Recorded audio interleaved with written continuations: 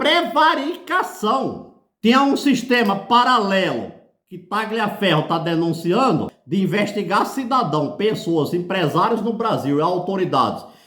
E Tagliaferro fala para o Congresso e para o Senado e o Congresso e o governo federal e os outros ministros não faz nada, todas as autoridades estão prevaricando no Brasil.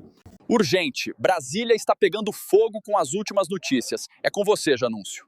Promete para o povo um gás, um botijão e um punhado de feijão. É triste ver uma grande multidão na esperança de um ladrão ganhar um gás e um botijão. Enquanto isso, um Rolex de um juiz pode custar 1 milhão.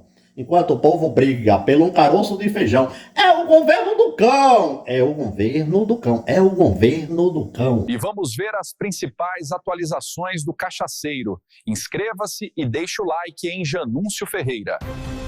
Estão cometendo crimes, estão sendo criminosos, porque estão sendo cúmplices do Moraes. Deixa no comentário se você concorda. Porque se o Senado Federal acaba de saber de um crime de uma pessoa, quando a gente sabe do crime de alguém, tem que tomar providência. Nós elegemos o Congresso e o Senado para tomar providência. Fazer o impeachment do cara no mesmo dia e tirar do poder aquele funcionário público que está fazendo coisa errada. Perito Eduardo Tagliaferro, ex-assessor do Alexandre de Moraes, o ministro, ele afirmou e comprovou com documentos técnicos aferidos que a equipe de Alexandre de Moraes produziu provas falsas para incriminar adversários políticos. A data de um dos relatórios da Polícia Federal, do processo esse do golpe, aquele de quando se concluiu que o velho da van ali tinha financiado o golpe de Estado no grupo dos empresários, o documento foi feito dia 28 de agosto, mas o juiz auxiliar de Alexandre de Moraes teria pedido e foi colocado como 22 de agosto. Os senhores e as senhoras veem, né, os dois pesos e as duas medidas que existem frente à ampla. Se Moraes estiver fazendo coisa errada ou qualquer ministro estiver fazendo coisa errada no governo ou até o governo federal, tem que ser tomadas as medidas cabíveis imediatamente. E no Brasil, as autoridades estão sendo cúmplices, então estão cometendo crimes. Essa é minha opinião que eu vejo. Do ano de 2024, em que mês e a quem a CGU comunicou questão de desconto irregular? Foram uma série de comunicações, acredito que a primeira delas tenha sido feita ao presidente do INSS. Quando o presidente do INSS recebeu comunicação dessas irregularidades? Foi em julho, porque primeiro foi feito todo o planejamento do trabalho, a execução do trabalho, o resultado registrado e levado ao conhecimento do presidente do INSS. Eu lhe agradeço muito. Julho de que ano? Julho de 2024. Então, seria correto eu afirmar na primeira comunicação oficial da CGU a um presidente do INSS ocorreu sobre descontos irregulares em julho de 2024? Como resultado de auditoria, sim, comunicação a respeito do trabalho e todos os questionamentos relacionados ao longo do exercício de 2024. Pronto. Então, uma vez comunicado ao presidente do INSS, a senhora sabe ou recorda quem era o presidente do INSS nessa oportunidade? Foi o presidente que foi afastado na operação. A senhora me diz o nome dessa pessoa? O senhor Alessandro Stefanuto. Essa operação de afastamento do presidente ocorreu em que ano? Em 2025. Em que mês de 2025?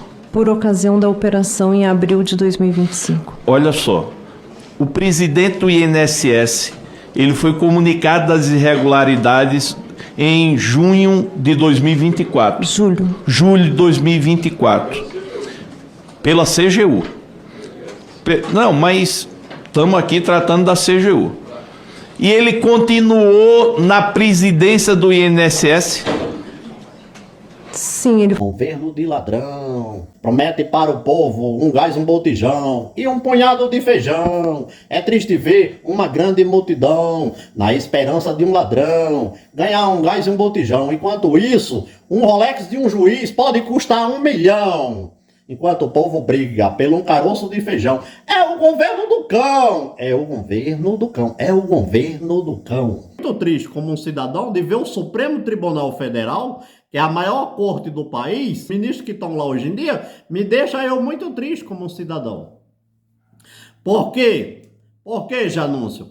Porque quando eu vejo um ministro que nem Alexandre de Moraes, né? Alexandre de Moraes, dá 15 anos de cadeia para uma mulher que picha uma estátua de batom, e eu não vejo um ministro preocupado com crime organizado. Esse mesmo disposição das narrativas que eles têm, essa coisa contra os bolsonaristas, de prender mulher do 8 de janeiro, velhinha. Agora, eu não vejo contra o crime organizado Alexandre de Moraes ter essa pegada pro lado do crime organizado. Fez uma pergunta e veja como ele, Talhaferro, respondeu. É impressionante. Veja.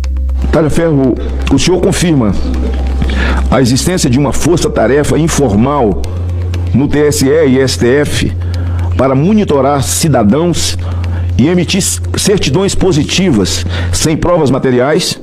Se sim, pode apresentar atas, ordens escritas ou mensagens, WhatsApp, audiências de custódia que autorizaram legalmente essa estrutura? Essa é a minha primeira pergunta.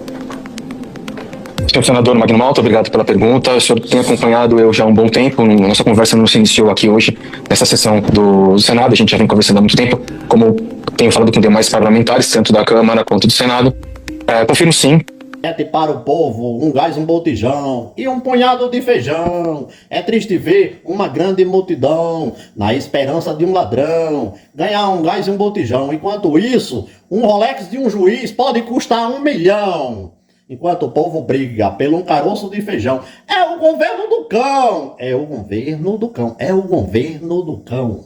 E de fato, não só no sentido das certidões feitas com relação ao 8 de janeiro, mas em todo o trabalho, no período eleitoral, houve-se não um monitoramento, mas sim um direcionamento determinado por Alexandre de Moraes, ministro do Supremo Tribunal Federal e, à época, presidente do Tribunal Superior Eleitoral, onde ele enviava a mim e a outras pessoas vídeos, publicações em redes sociais, nomes, para que nós fizéssemos um levantamento e até então confeccionássemos um relatório, no qual esse relatório seria encaminhado para Tribunal Superior Eleitoral, no seu gabinete, ou no Supremo Tribunal Federal, para o seu gabinete de lá, para que ele, via STF ou via TSE, o que naquele momento ele achava que era o melhor, porque é uma observação muito importante, muitas coisas acabavam saindo pelo Tribunal Superior Eleitoral, visto a menor burocracia, uma vez que Alexandre de Moraes era o presidente. Então, muitas vezes, isso era escolhido por ele.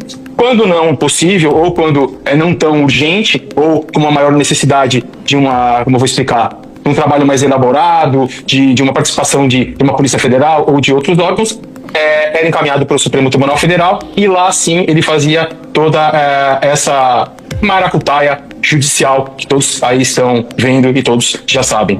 Mas havia sim, de fato, um direcionamento político, de cunho político, feito por ele e por sua equipe, seus colaboradores mais próximos, com o objetivo de, naquele momento, denigrir a imagem de um polo político e exaltar a imagem de outro polo político.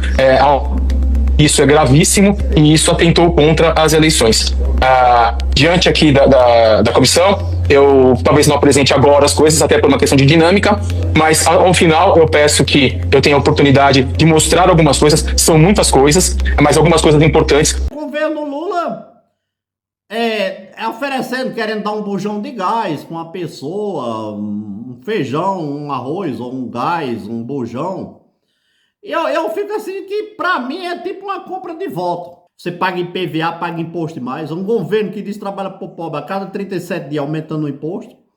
Vai pra cima, se ele ganhar o ano que vem, ele vai pegar o Pix do povo, essa é a verdade. Aumenta imposto direto. Aumenta para dividir com os amigos. Aí quando eu voltando para o Supremo, aí eu vejo lá a notícia. Se você defende a democracia, aceite eu fazer a crítica, de boa. Quando eu vejo Vossa Excelência ser donos de escritórios de advogados, vem na minha mente o quê? Eu, como cidadão, penso aqui, puxa vida, se o ministro Pode ser que eu esteja errado, não sei, mas se os ministros são donos de escritório de advogados, aí os ricos vai lá, contrata o escritório que é de Vossa Excelência, para Vossa Excelência julgar o processo. É isso? Ou eu estou errado? Você que cidadão está ouvindo meu vídeo, deixa nos comentários o que você acha. Aí eu vejo Gilmar Mendes, dono de universidades em Brasília, o pessoal aprender nas universidades de Gilmar Mendes. Então eles são empresários. Então eles são empresários, pessoas empresárias que estão julgando. Aí se caem os processos com eles, olha que legal. Eu sou o juiz, tenho um escritório de advogados, as pessoas vão lá, contratam meu escritório, o processo cai comigo. Olha que maravilha. E essas coisas no Brasil tem vários segmentos.